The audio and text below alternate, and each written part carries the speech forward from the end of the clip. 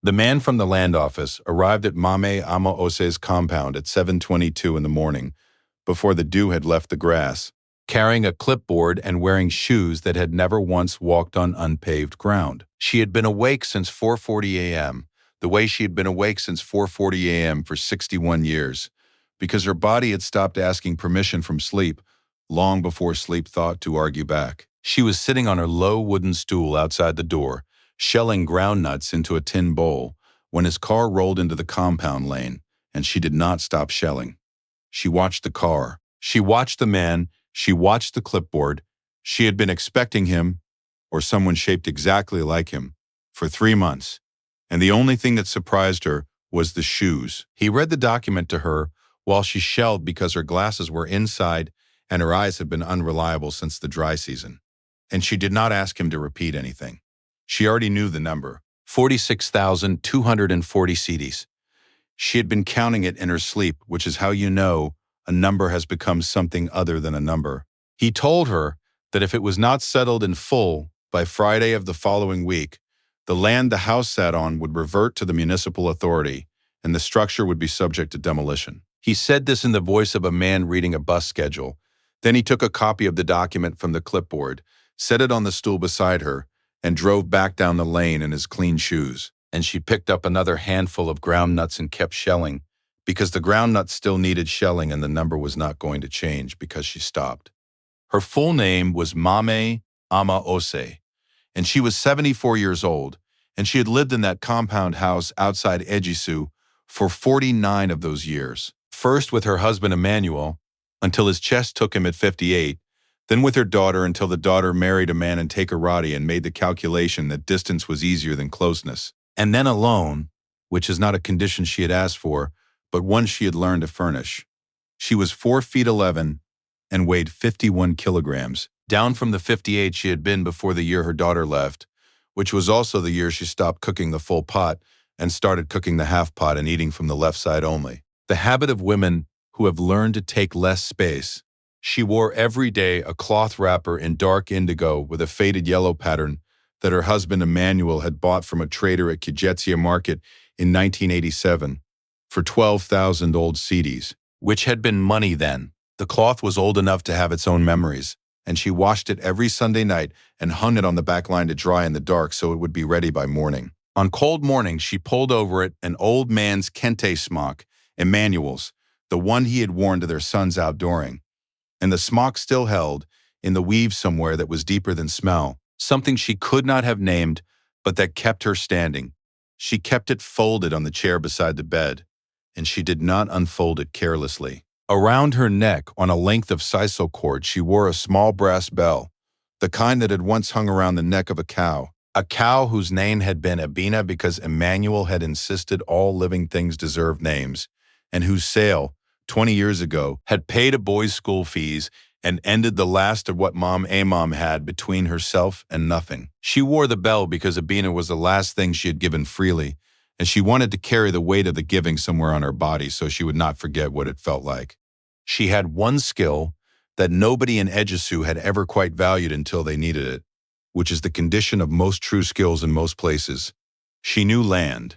She knew land the way her husband's father had known land, which was not through documents but through memory and boundary stones, and the way certain trees grew where underground water ran, and she had spent 49 years watching who bought and sold, and which plots were registered properly, and which ones were held only by handshake, and which had the kind of history that could be rewritten by someone with a clipboard and a car and shoes that had never walked on unpaved ground. The 46,240 cedis that had come for her was not the whole truth of what had come for her.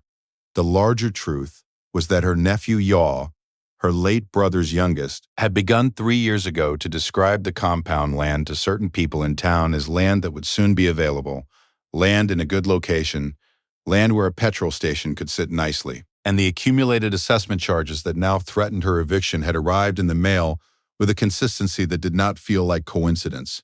She could not prove what Yaw had done. She only knew that assessments she had never received notice of had somehow accumulated to a number large enough to move her, and that Yaw had twice offered to help her, in the way that people offer to help you with the very problem they have created. She had refused both times without explaining why, the way you refuse something from a person whose hands you have already understood. The credit union was the first door. The credit union manager, a young man named Bright with a laminated name badge and a fan on his desk that turned slowly in one direction and slowly back, looked at her account balance, 612 CDs, and looked at the document from the land office and looked at her sitting in the plastic chair across from him in Emmanuel's Kente smock. And he said the word that all such men say in all such offices, which is the word procedure.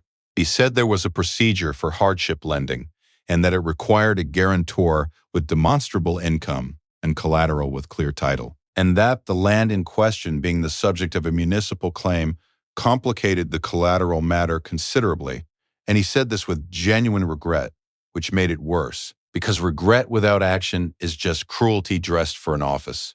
She thanked him for his time. She stood without using the armrests of the chair, which cost her something, and she walked back out into the morning.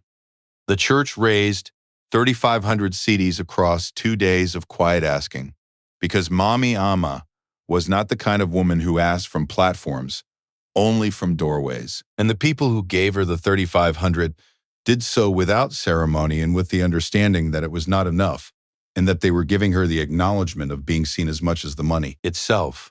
She received it with both hands and thanked each person by name, and walked home and set the envelope on the table and sat in front of it for a long time. 3,500 against 46,240. She had 6 days. She tried Yaw's older sister who lived in Kumasi and who was not like Yaw, who answered the phone and listened and went silent for a long time, and then said she could send 2,000 at the end of the month, which was 11 days away, and Mame Amma thanked her and did not say it was 11 days too late. She tried the daughter in Takoradi, who picked up the phone with a voice that was already calculating the cost, and who said she was sorry, that things were tight, that she did not know why the assessment had come to this, that she would try to send something, and the something arrived 2 days later as 500 CDs and a message that said she was praying. Mame Amma read the message twice. Then she folded the phone and set it beside the envelope. 4,000, and some prayers. She had 4 days. The air in the compound that week had a particular quality that the harmattan sometimes brings to that part of Ashanti, dry and mineral, the kind that makes wood shrink slightly and old joints ache. The mornings were cold enough that the brass bell against her chest was cool when she woke, and she would press it between her palms before rising, the way another woman might press prayer beads. In the afternoons, she swept the compound the way she always swept it, starting at the far wall and working inward in long, regular strokes. And the women who passed on the lane outside could see her through the gate, the small figure in the indigo wrapper, sweeping with the same strokes she had used since 1975. And none of them came in, because it is the particular cruelty of dignity that it prevents people from offering help to the people who most need it. It was Auntie Ifua who knew the thing no one else had thought to say.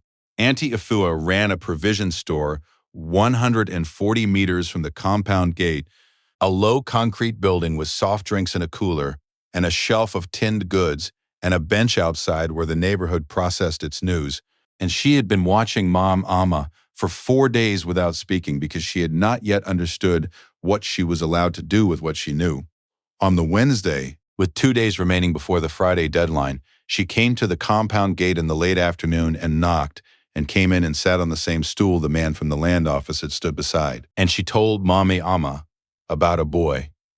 She did not need to describe the boy for Mame Amma to know which boy. There had only been one boy.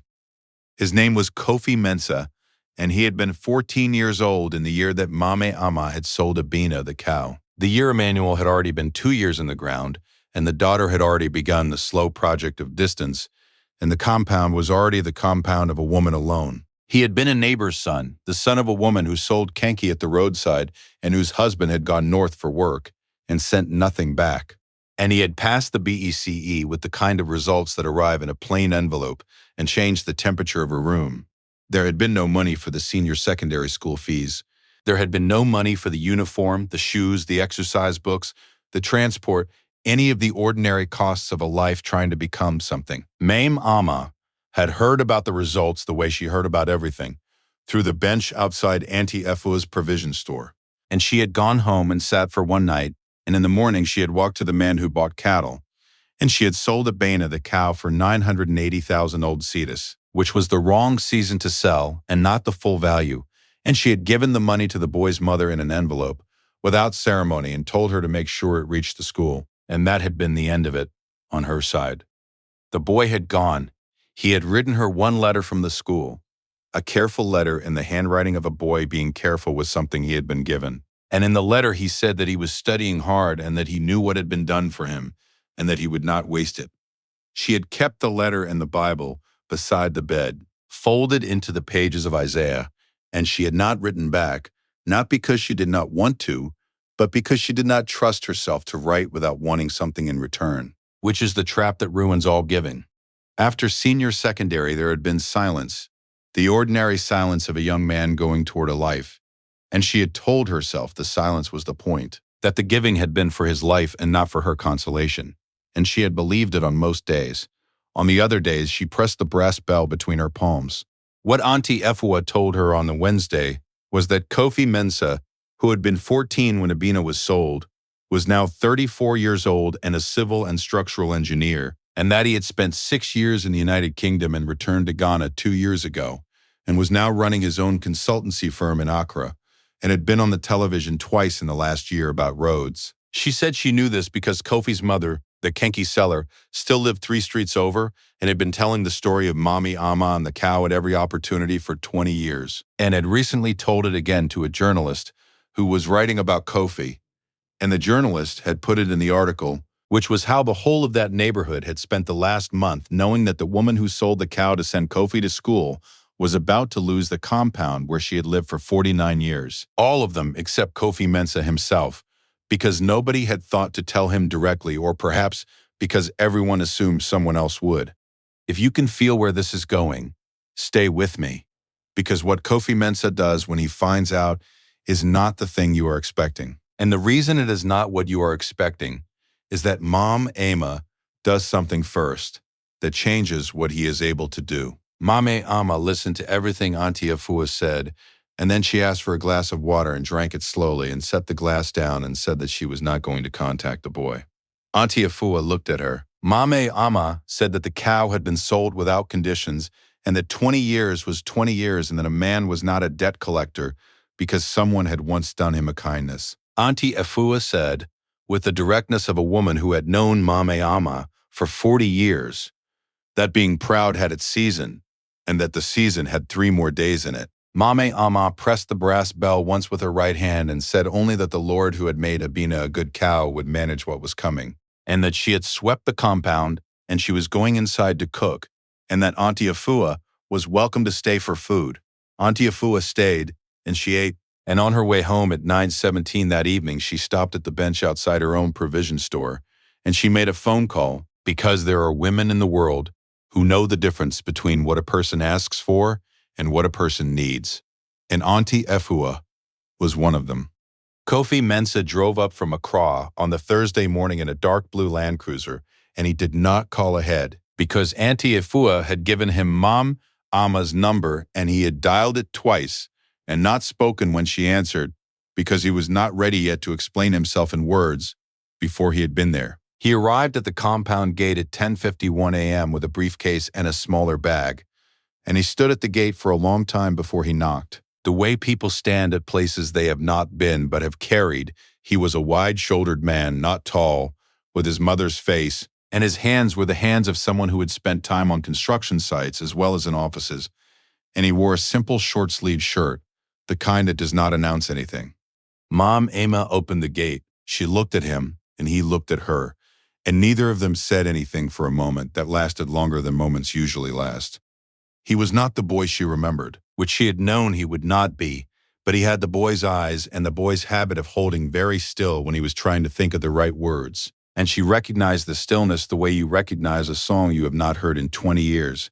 She stepped back and let him in, because there was nothing else to do, and he came in and stood in the compound and looked at the door and the low stool and the back line where the indigo wrapper was drying from the morning's wash. And he set the briefcase down on the ground and bent his head, the way his mother had taught him to greet elders, And when he straightened, his eyes were wet, but his face was not. And he simply said, "Mommy."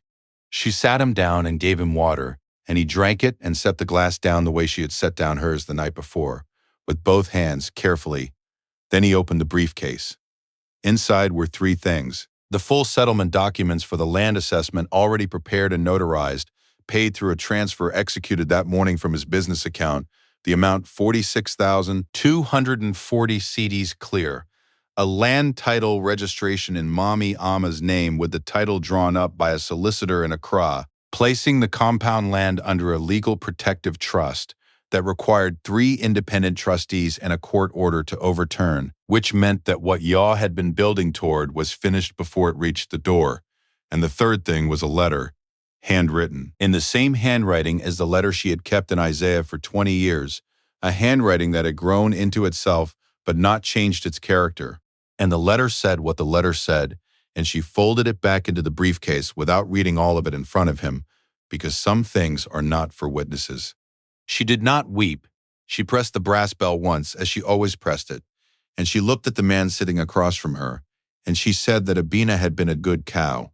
He said, she was, and she looked at him, puzzled, because he had been 14, and she had never said the cow's name to anyone, and he said that his mother had told him, and that his mother had told him everything, and that for 20 years not a single thing significant had happened to him, without him thinking about the woman who had sold the last thing she had so he could go to school with shoes on his feet.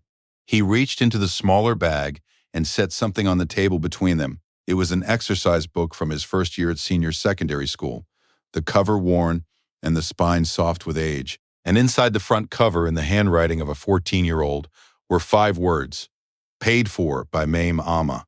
She recognized that she was looking at something he had carried for 20 years, as a kind of weight, the same way she had carried the brass bell, and that they had both been doing the same thing from different distances, which is what the whole story had been about from the beginning. The compound did not change much after that. The house was repaired, the roof treated, the back wall rebuilt where the rainy seasons had weakened it, and Kofi came from Accra once a month and sometimes brought his wife and the children, a girl of 5 and a boy of 3, who called Mame Ama by the name children give to the people who anchor the world, which is a name made of warmth and no translation. He did not move her. He did not build something grander and put her in it. He understood, without being told, that the compound was the compound, that 49 years of sweeping a particular stretch of ground makes it something that cannot be replaced by something better, only continued. What he did was make sure that nobody was ever again going to walk up that lane with a clipboard and a document and shoes that had never touched unpaved ground, and that the brass bell on the sisal cord would keep ringing for as long as there was a neck to hang it on. Yaw never came back to the compound. Whatever he had been building toward had not survived the legal trust, and he understood the way such men understand such things, that the door had closed for good. He sent a message through his older sister once, something about family, about how family should not have lawyers between them, and Mame Mama received it and did not reply, because there is a kind of silence that is not absence but conclusion, and she had earned the right to practice it.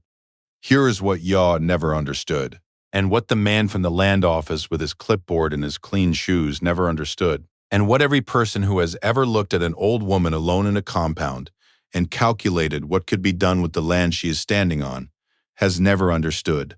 The value was never in the land. The value was in the woman who had lived on it long enough to know exactly what it was worth, and to whom it was owed, and what could and could not be done with it, and who had carried that knowledge for 49 years while growing a crop of human beings who grew into the kind of people who come back. You cannot foreclose on that. You cannot serve it a document. You cannot drive up in the morning in clean shoes and read its number to it and watch it stop shelling groundnuts, because the woman who shelled groundnuts through the reading of the document was already doing the math, and her math was not the same math as the clipboard. Her math was longer.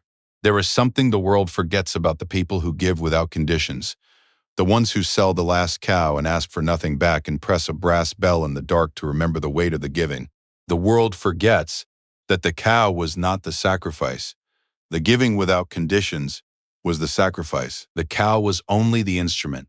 And what grows from a sacrifice like that does not grow on a timeline you can calculate.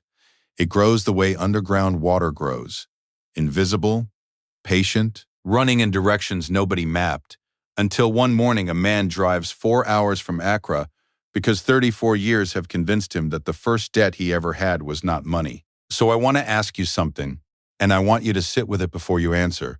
If someone sold the last thing they had to give you a door you could not open yourself, and 20 years passed and life happened and you built what you built, and then one morning you learned that the person who sold the last thing was about to lose the floor they were standing on, what would you do? Not what should you do. What would you actually do?